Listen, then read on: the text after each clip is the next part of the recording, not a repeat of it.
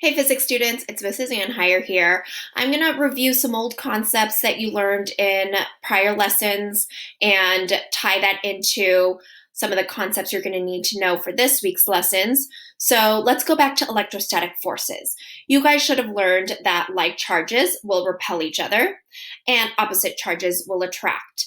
This force can be calculated by Coulomb's law. You learned about Coulomb's law through the Coulomb's law lab, where you were able to see the relationship between force and charge. So you guys should have learned through this lab that as a charge increases, the force also increases directly.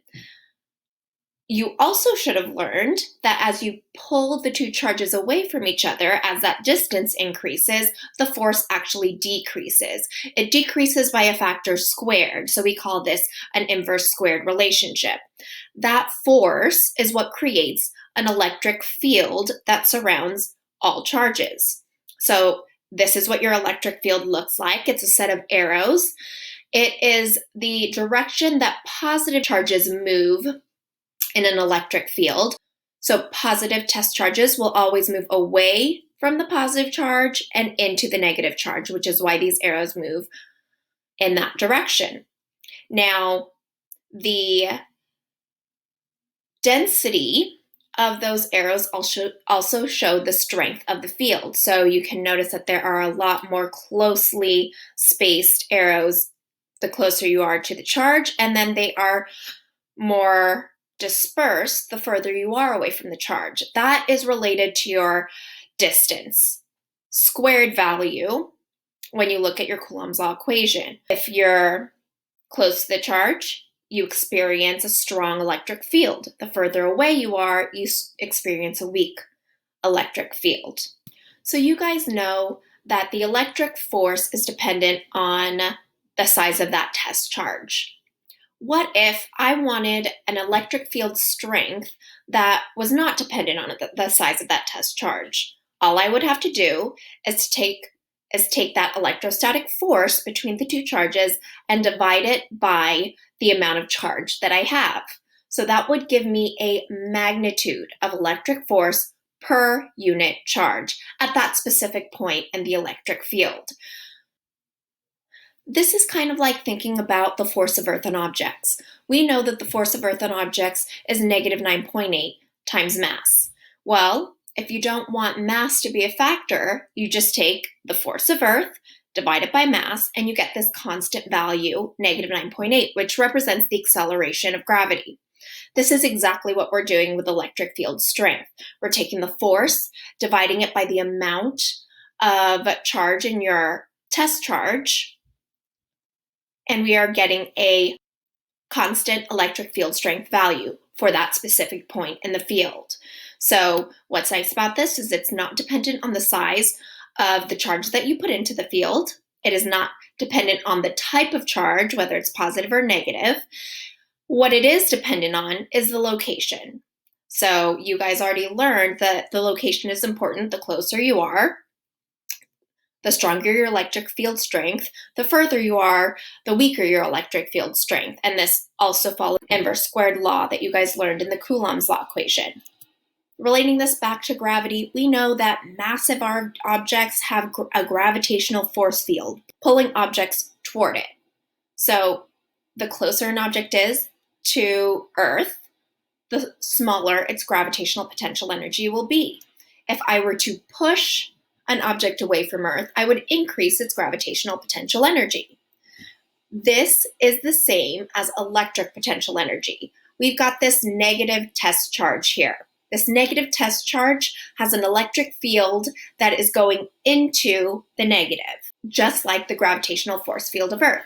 If I were to put a positive test charge close to the negative charge creating the field, I would have a small electric potential energy because negative charges attract.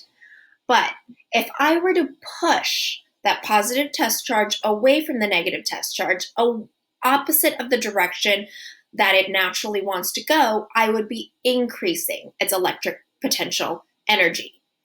So, work done on charges changes the electric potential energy.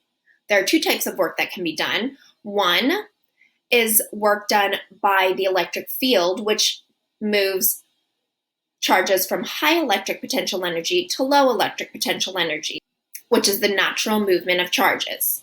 This would decrease your electric energy. If we were to move that charge against the natural direction that it wants to move in, from low electric potential energy to high electric potential energy, we would then increase the electric potential energy, which would require work from an outside source. So here are some examples. Opposite charges attract. So the further away a charge is, the higher your potential energy. I label potential energy as V. We're going to talk about why we use that variable later on in the lesson. But if I were to move the like charges closer together, which is the natural state they want to go in, then I would have low energy. So that movement of like charges attracting is the loss of energy and work done by the electric field. In the same sense, like charges want to repel. If they're closer together, you've got a high potential energy. And then as they move apart, you decrease to a low potential energy, or you're losing energy at that point. So your electric potential difference is represented by V. The reason why we use V is because another word for it is voltage, and it is measured in volts, also represented by V. The equation, which you don't have to memorize, is electric potential energy multiplied by D. It is the difference in the electric potential energy from one location to another location when you are in an electric field. This is per coulomb, meaning that the size of your charge should not make a difference in this equation. You can also measure potential difference as work done per unit charge. That would give you units of joules per coulomb. We know from our work unit that work is equal to force times distance. So it is applying a force to move an object, or in this case a charge, a certain distance. So again, in order to have a potential difference, you have to have that charge move positions in your electric field. So your potential difference between two charged objects allows the transfer of energy, which we will learn is our electricity. So this brings us to electric currents. When you think of the term current, the first thing that might pop into your mind is the current of water flowing down a river. In the same sense, you can think of electric current as charges flowing through a circuit. So your electric current is the number of electrons over time. It is the rate in which charged particles flow. And generally we refer to this flow as the flow of electrons rather than protons.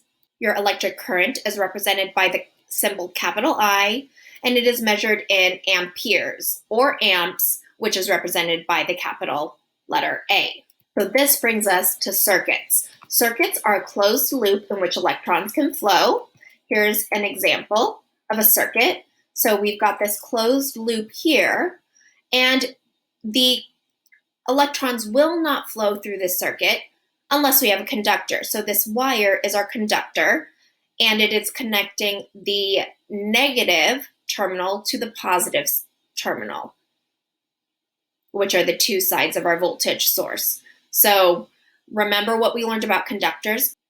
Conductors allow electrons to move through it. So we would have to have some sort of conductor, such as a wire. What you also want to know is the total amount of charge will not change. They're just separated. They're moving from one side through to the other side of your battery. So here's some examples of sources of electric energy. The one that we just looked at is the battery, which converts chemical energy to electrical energy. We've also got solar cells, which are photovoltaic. It converts light energy to electrical energy. And then we've got a generator, which converts mechanical energy to electrical energy. So let's focus on batteries. Here's our battery. We've got electrons that collect on the negative terminal of the battery, and we know that electrons repel. So as long as we have these two terminals connected by a conductor, then these electrons will flow from the negative to the positive terminal as fast as they can because of the difference in electric potential energy. We've got high electric potential energy to low electric potential energy. Today we're going to talk about Ohm's law and resistance. So let's start with resistance. You guys, when you think about resistance, already have a definition in your head. It's something that maybe tries to slow down or stop an object from moving in a certain direction. So when we think of resistance in terms of charges and current, it is an object that slows the current or the rate in which charges flow.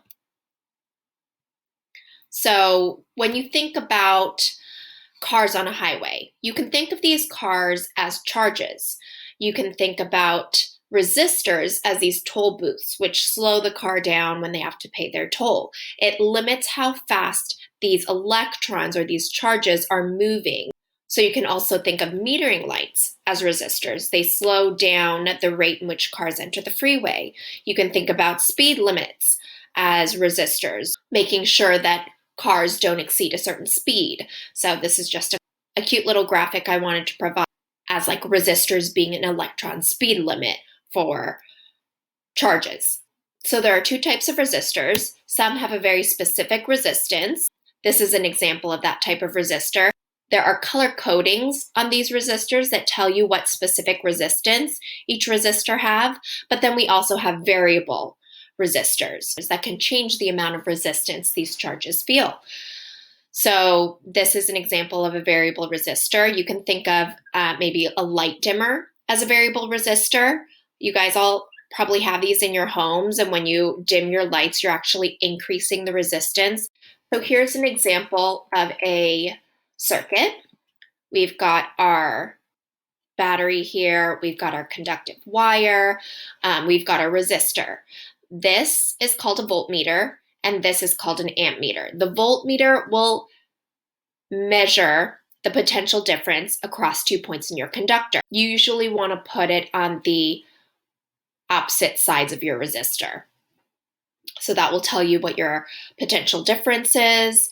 Then you've got your ammeter, which measures the current traveling through this conductor.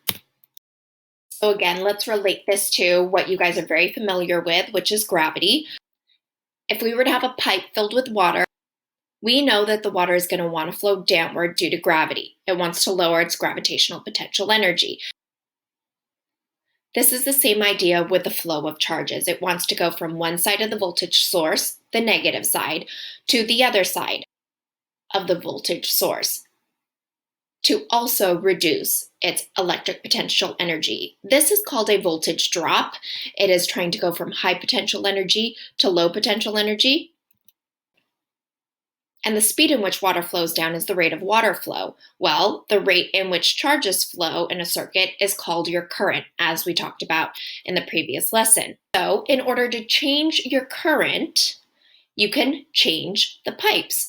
Thinner pipes mean more resistance, which means slower water flow. And the same idea, you can decrease your current by increasing resistance. So ways to change resistance would be to increase the length of your wire. I like to use straws as a good example of this because we all know because we all drink out of straws. If you have a long straw versus a short straw, which one is going to provide more resistance? Let's say that I had you guys enter a competition and you had to drink a glass of water as fast as possible, and I gave you the option of using a long straw versus a short straw. I think the majority of you guys would choose the short straw, right? Because the shorter it is, the faster you can get the water into your mouth. Well, that's the same idea with resistors. If you have a long wire, you increase the resistance versus a short wire. Now let's talk about thickness. In the same idea that we talked about the pipe, you know that the greater the diameter, that's what this D represents, the lower your resistance is going to be. Those are the two factors that we're going to focus on in this unit. There are other things that change resistance, which I want to mention to you. That's temperature. If you increase the temperature, you increase the resistance, and also the material that the resistor is made of will change the resistance in the circuit as well. I hope you guys have a little understanding of voltage current and resistance. And good luck with your assignments.